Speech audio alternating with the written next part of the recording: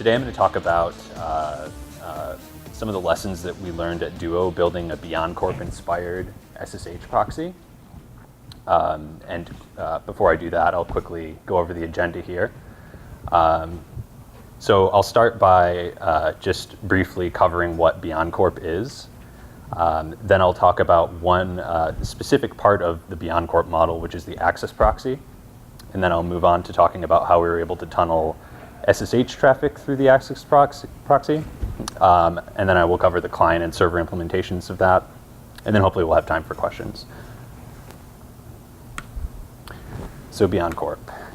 You've got data and attackers want him or it. So core to the BeyondCorp philosophy is the idea that walls don't work, that a perimeter is not sufficient to keep attackers out.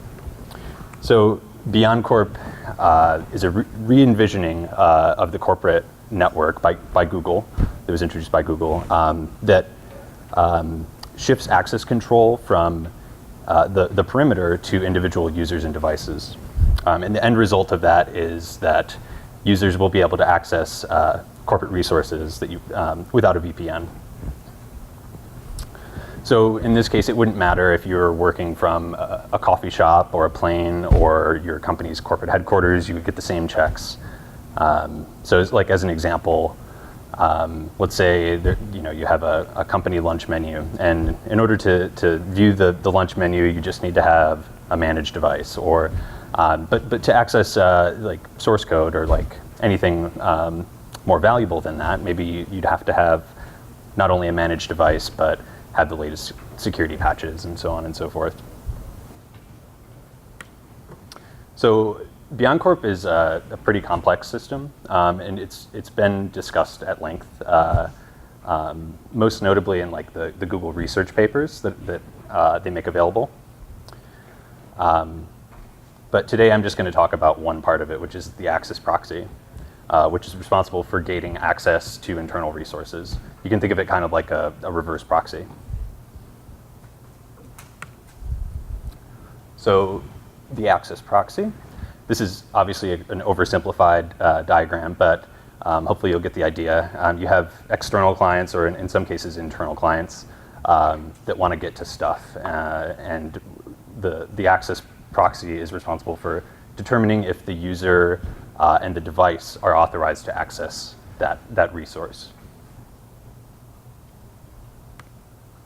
And before I dive in too deeply, like on the implementation and like other things, I'm just going to get some terminology out of the way. So I'll use the term access proxy throughout this talk, which in this case refers to a web server and a reverse proxy that is responsible for authorizing and proxying requests, whether it's like HTTPS or SSH or RDP or whatever. And then a service, which is any application or server that sits behind the access proxy.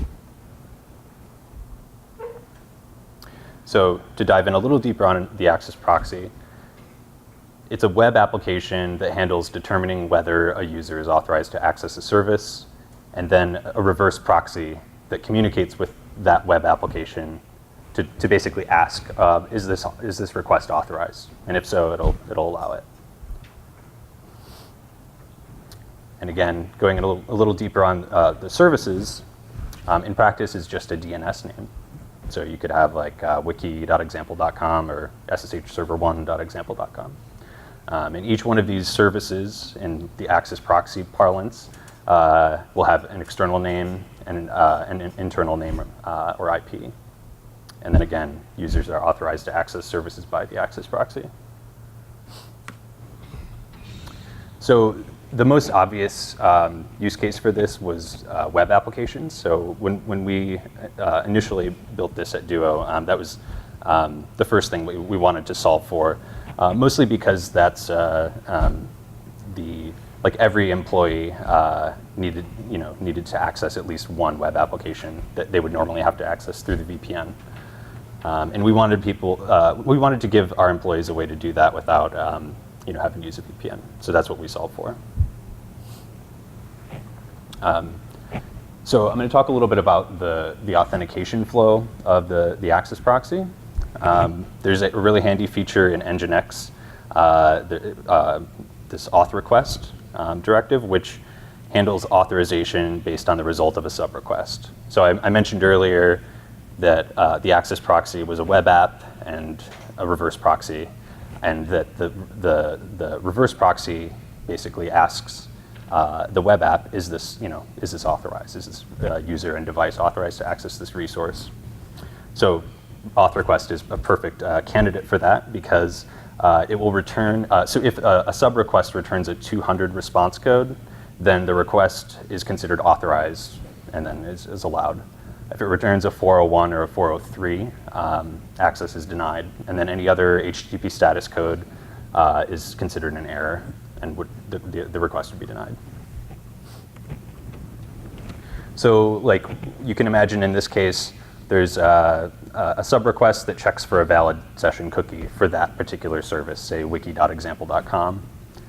And for unauthorized requests, we would initiate an SSO flow by returning a 401 and then having Nginx redirect to a login URL that we specify in a header. And then eventually Nginx proxies the authorized request to the backend services. So to give you an idea of what that might look like, at least with Nginx, we specify this auth request directive up here and point it to this /verify handler, which is an internal handler, meaning that it's only accessible to the reverse proxy and not externally. And then we also set, if a 401 is returned, we set this header here, which is the Access proxy check header, to whatever the upstream web server set it to. And that would cause the Nginx to redirect you to the SSO login if a 401 was returned. And don't worry about like writing any of this stuff down. Like all the slides will be available. So how would you, now we'll get to talking about SSH. Like how would we do this? Tunnel SSH traffic through an Access proxy. It's not as obvious as how it would work for web applications. And the reason we really wanted to do this is because SSH, at least at Duo, or in my department at least, is like the second most common thing that we need the VPN for. So that was an obvious next choice in like the type of the next obvious protocol to choose. And so when we set out to build this, we had a few tenets that we wanted to stick to. The first one, Google actually calls this out in one of the BeyondCorp research papers, is that it should be really, really easy to add new services behind the Access proxy. Like if it takes a day and a half for you just to like put the Access proxy in front of your lunch menu, then no one's going to use it. So that was important. Another thing was that we wanted to have this work with existing SSH tooling, so OpenSSH, as well as the Chrome Secure Shell, because we're big fans of Chrome OS. We didn't want to, for example, write our own SSH client to be able to tunnel that data through the Access proxy. So we wanted it to work with everything. And then we also wanted to use a browser-based authentication flow. And the reason was that if we used a browser-based authentication flow, then we could keep the same authentication method that we used for web applications. Another thing we considered important was that this Access proxy should be transparent to the backend, regardless of the protocol. And for non-HTTP protocols, WebSockets ended up being a good candidate for this. So turns out Google actually talks about this as well in the BeyondCorp research papers in part 3, the Access proxy. And they specifically call out this Proxy Command facility, which I'll talk about later. They also describe it as easy, which I generally disagree with, but maybe it is for Google.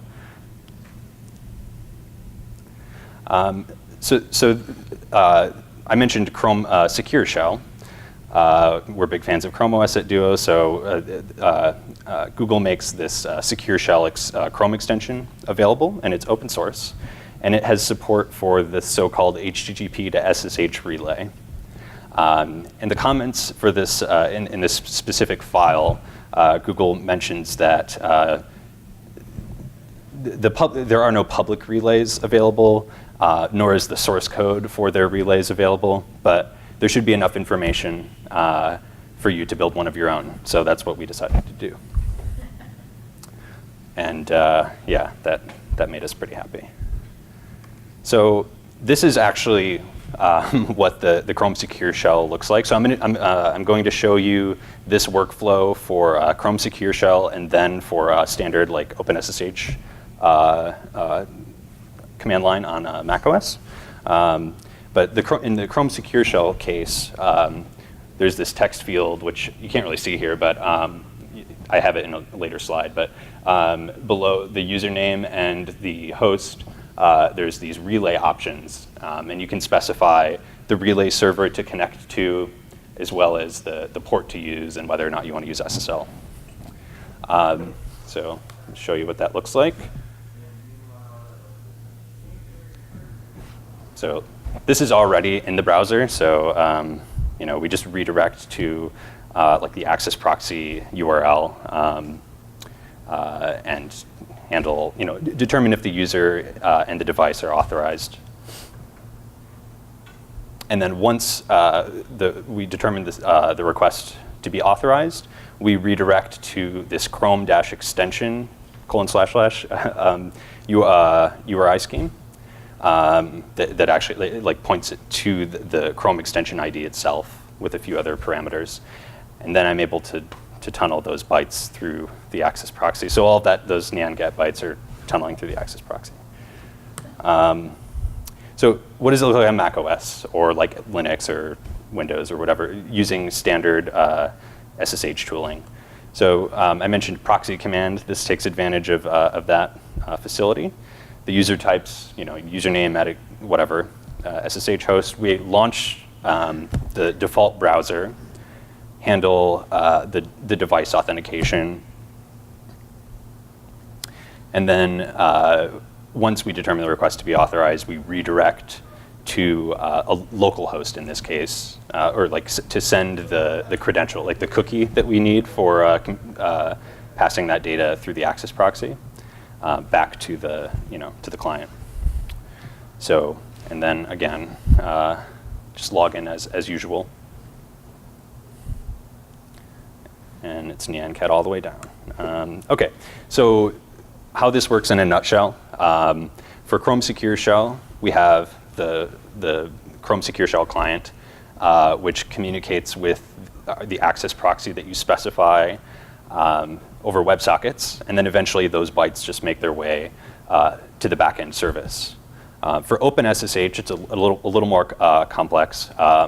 So we have a client, being the SSH client in this case, launches our external program, which is just like an on-demand proxy using this Proxy Command facility.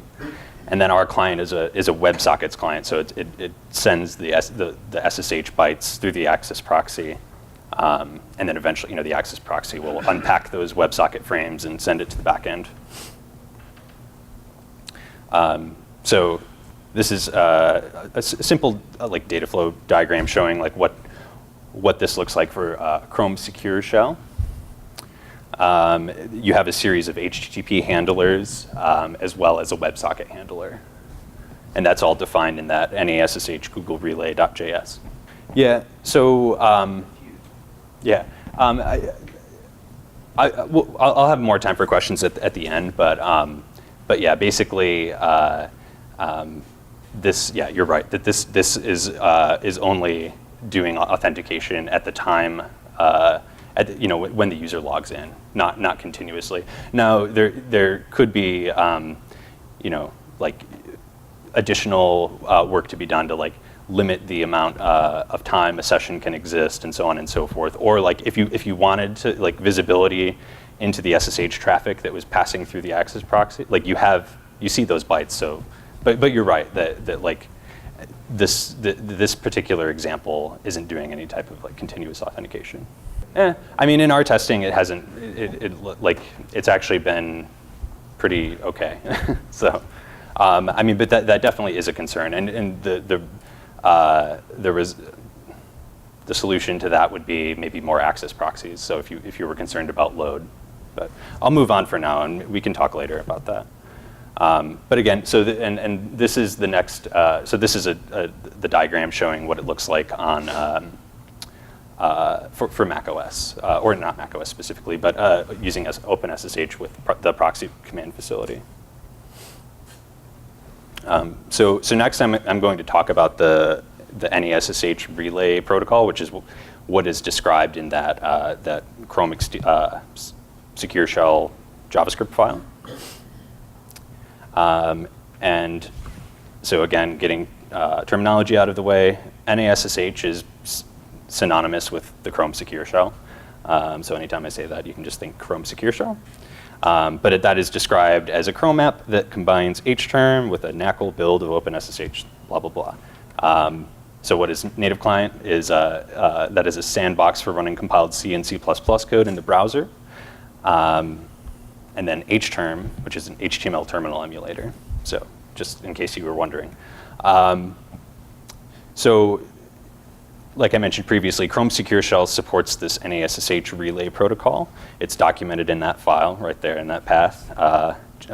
NASSH.js, NASSH Google Relay.js. Again, Google doesn't provide source for the relay itself, but they describe it as an HTTP to SSH relay that uses WebSockets, and the handlers are all documented in that file. And the cool thing about this is, like I said, we're big fans of Chrome OS at Duo. So by following this protocol to the letter, this just worked out of the box with Chrome Secure Shell, which was great. So this NASSH Relay protocol is an HTTP to SSH relay protocol that's supported in Chrome Secure Shell. Like I said previously, defines a series of HTTP handlers, which I'll talk about in a little bit, what those are exactly.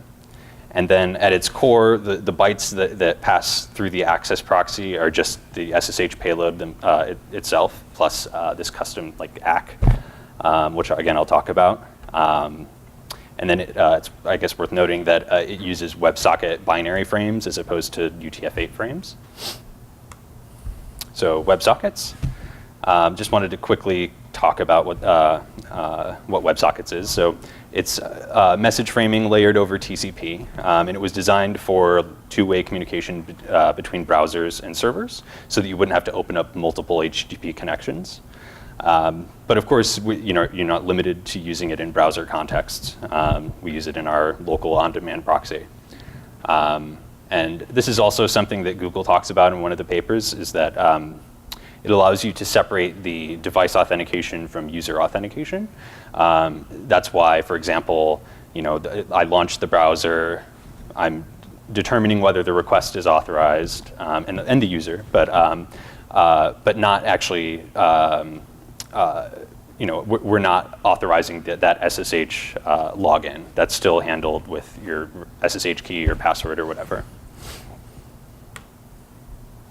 So WebSockets it starts out as an HTTP request, an upgrade request.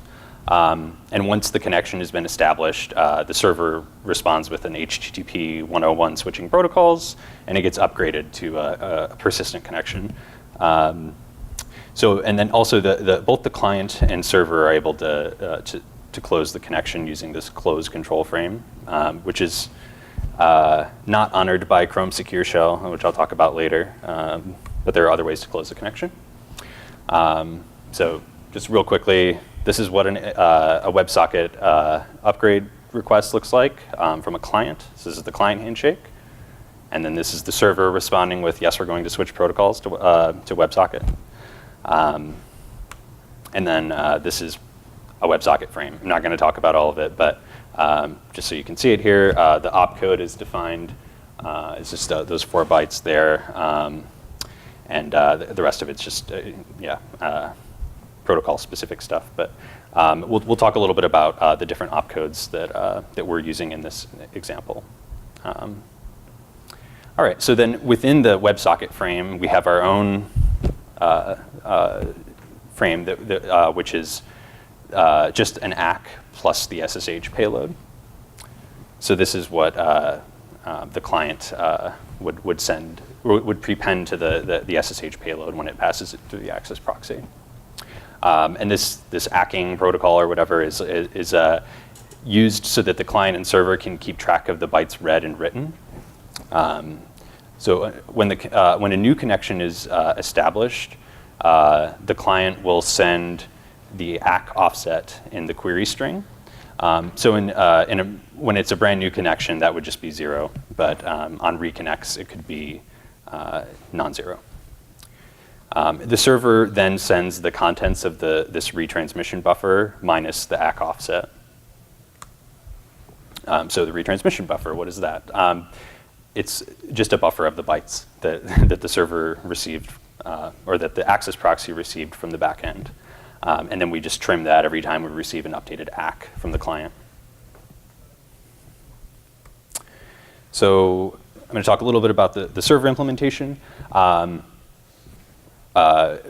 Yeah, so this is what an Nginx config file might look like if you were to add WebSocket support. There's just 3 lines that you need to add to an Nginx config file to allow WebSocket connections. We also use this framework called Cyclone, which is a Python web framework, which has built-in basic WebSocket support. There was a minor modification required to get binary messages working with, or binary frames, but wasn't too bad. It's worth noting that I think most web application frameworks these days have at least limited support for WebSockets, so it wouldn't be even if they don't, there are libraries available. So now I'm going to talk about these 5 HTTP handlers that are defined in the SSH Relay protocol. There's cookie, proxy, read, write, and connect. But we really only need to implement 3 of them because read and write are the HTTP handlers that you would use if you couldn't, for example, support WebSockets.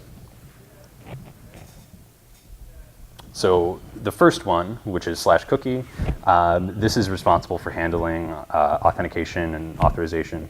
And then we'll do the 302 redirect to either that Chrome extension URI scheme or to localhost.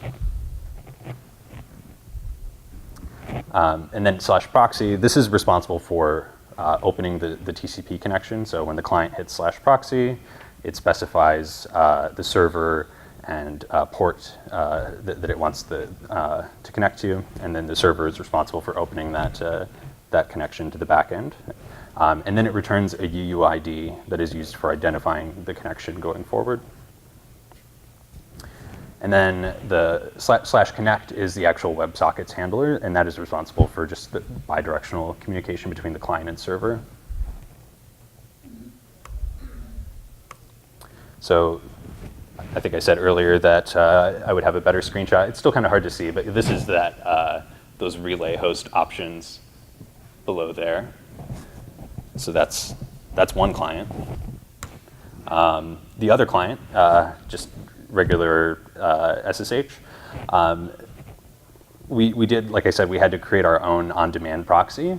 We wrote it in Golang, which it uses the Proxy Command facility, we don't use it directly. It is launched by Proxy Command. So Proxy Command, if you configure, for example, in your SSH config file, that for a specific host, say star or whatever, star.example.com, you want this Proxy Command to run, and then it just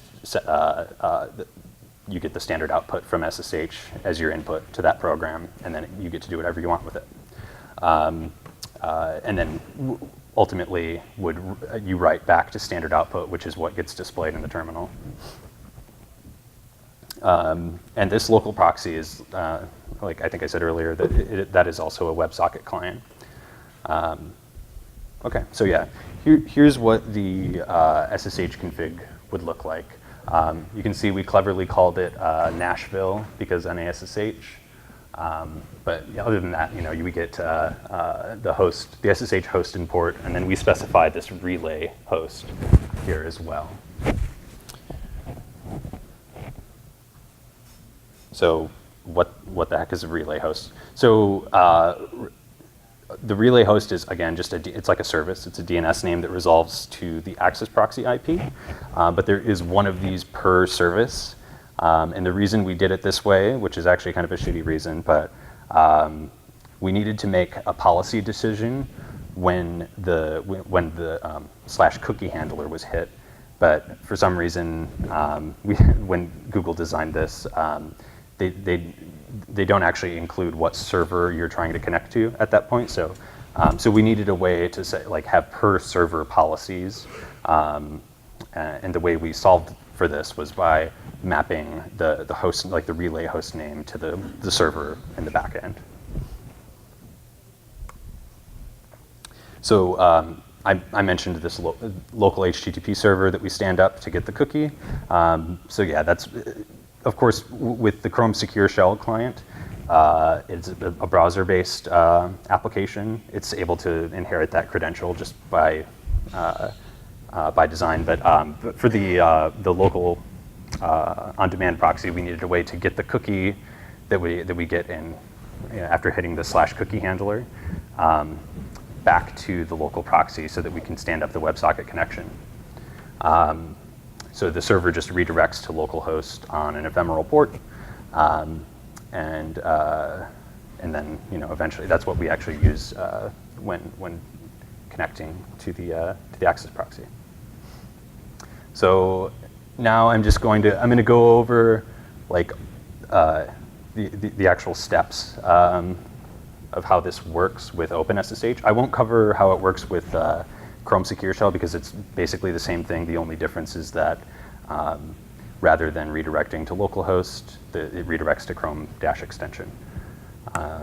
So the first thing the user would do is type SSH at user@example.com. Proxy command launches our local proxy and then passes it the standard output from SSH as its input. The local proxy then hits this /cookie handler and provides a callback local port, like the ephemeral port, and then initiates an SSO flow. And then the server finally will redirect to localhost on that local ephemeral port, and then pass in the cookie as well as some other information. So then the client is responsible for hitting this /proxy handler, which again is what is responsible for creating the TCP or establishing the TCP connection to the back end. We generate this session ID, which is just a UUID, and then tie that to a session object, which we just keep in memory, and then establish the TCP connection to the back end. We keep track of those connections in the session object, and then we have a callback that fires when we receive data from the back end.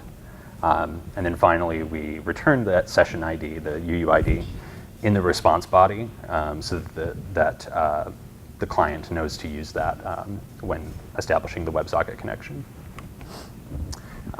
So this is an example of what that session object might look like. Sorry, not sorry if you don't know or hate Python. But basically, we just need a way to keep track of the connection to the TCP connection to the back end, as well as the front end connection to the WebSocket or WebSocket client. And also, in here we keep track of the retransmission buffer, as well as the read and write count, which are that ACK that I talked about earlier. So you can imagine we'll just say we have a sessions object. We'll just keep that in memory. It's a global variable maybe. And when we hit the /proxy handler, or when a client hits /proxy, we'll create one of these sessions, assign it to that UUID, and then just add that to the sessions object that we're keeping in memory. It's simplified, but that would basically do it. So then /connect, which is the final handler. Here the client will connect to /connect and provide that session ID, which is the UUID, as well as the ACK and pause, which are read count and write count respectively. The server responds with HTTP 101 switching protocols, and then at this point we just have callbacks that fire when we get new connections or when we receive WebSocket messages. And then, like I mentioned previously, the local proxy just takes its standard in from SSH and then passes that to the access proxy. Whereas the data that we're receiving, like the WebSocket frames that are coming in, we unpack those and then write to standard output, which gets displayed in the terminal. So this is what the connection made callback might look like. So this is when a new WebSocket connection is established. We would look up that session ID, which is the UUID provided in the query string, and then just point to this WebSocket connection in the session object, and then update the read and write count, which are that ACK, which is provided in the query string on new connections. And then we trim this retransmission buffer using the ACK that was provided. So for new connections, it would be 0, and the retransmission buffer would be 0. So we just send an empty WebSocket message on new connections. But in the case of an actual reconnection, there would be bytes in our buffer that we would send to the client.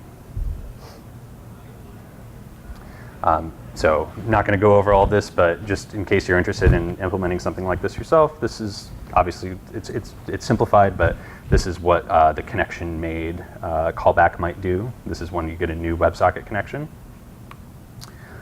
And then what do you do when you receive WebSocket messages? So we take the message and then we increment that write count, which is the ACK. Or actually that's the pause, but anyway, increment the write count, ignore the 4-byte ACK in the message. We don't calculate we don't include that when we calculate the write count. And then we just pass the message on to the backend service. So it's the bytes in, bytes out, basically. We just, except for the 4-byte ACK, send everything else to the backend.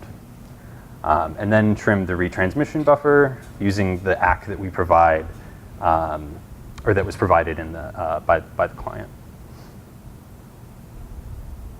And then this is what the message received function definition might look like. If you're interested later, look at the slides. So then data received, this is when we receive new data from the SSH server. So for this, we update the read count, and then we concatenate the write count that we've maintained with our data, and then we just send a WebSocket message to the client with the data that we received.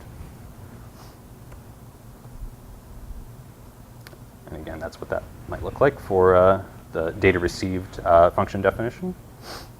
And so miscellaneous things. There were a few gotchas. I mentioned that Chrome Secure Shell doesn't honor the close control frame, the WebSocket close control frame. So if you really want to close the connection, the way you can do so is by sending a negative ACK with an empty payload, or probably any payload. That'll trip it up and it'll terminate the connection. And then this other one here, if the retransmission buffer that we keep isn't sent when a new WebSocket connection is made, it's possible for a race condition to occur because we've separated the /proxy step from the /connect. It's possible that you would get the first part of the SSH handshake, which is the version from the server.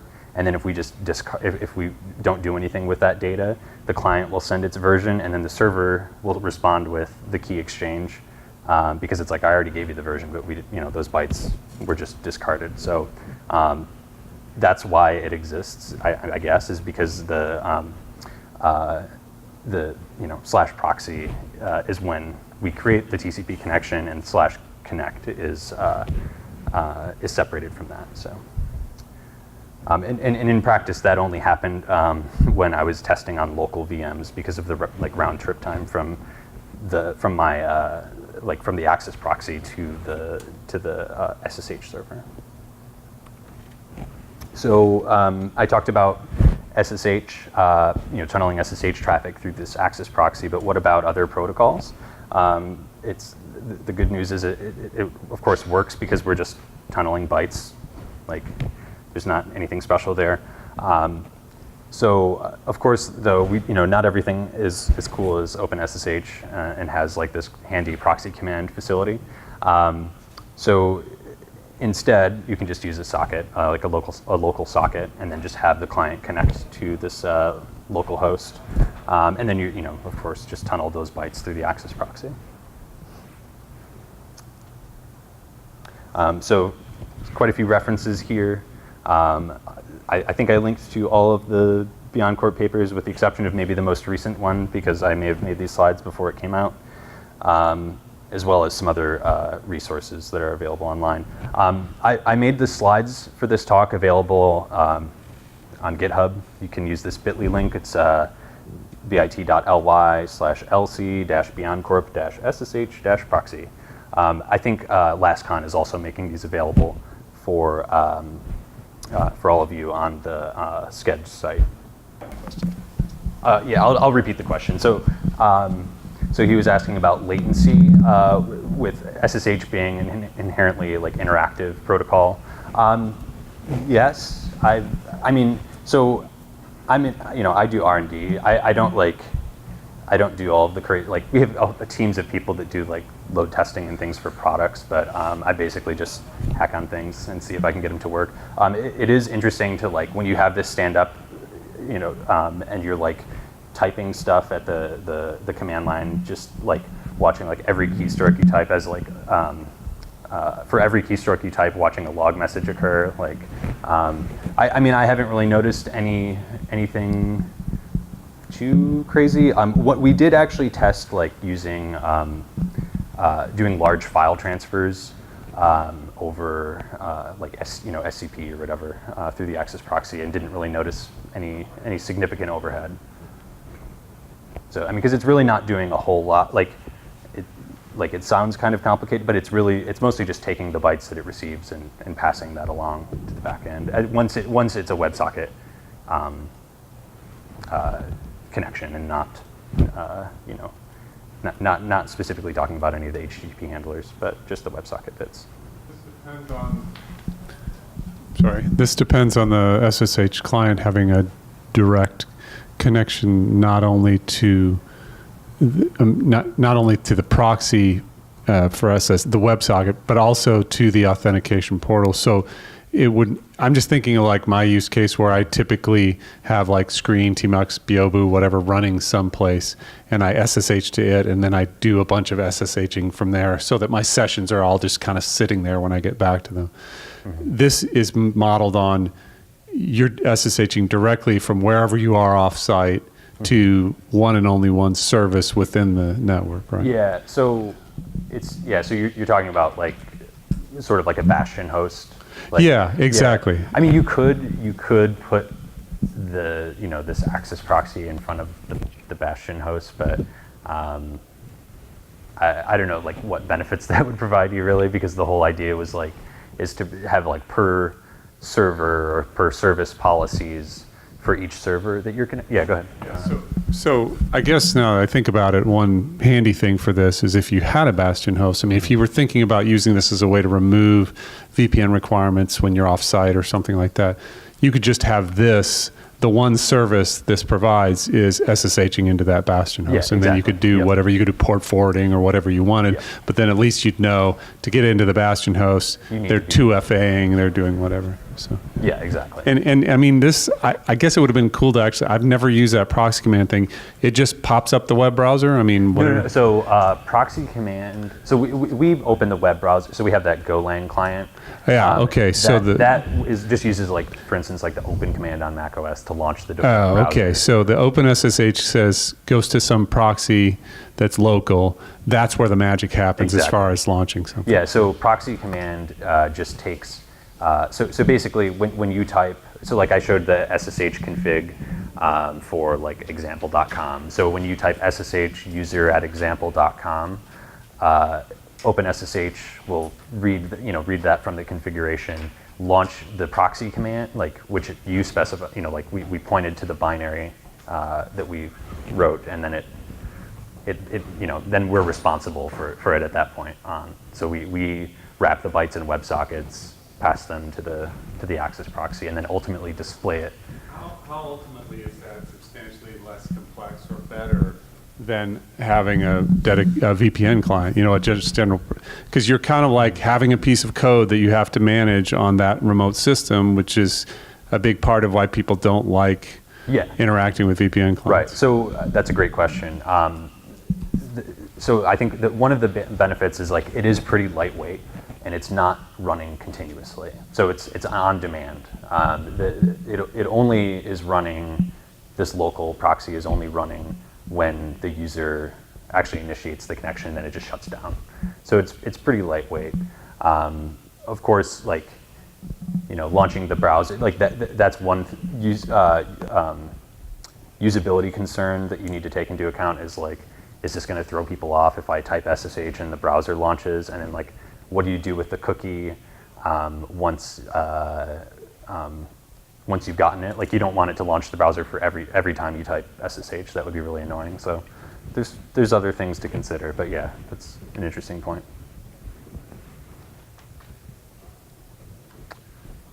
Yeah.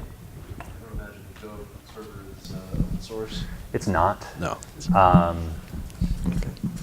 So the server is a Python thing. The client is Go. I'll give you my card. I'm happy to, like, chat about how it's. I mean, it's like it's not super complicated, honestly. So I'm happy to talk about, like, how it works. Okay.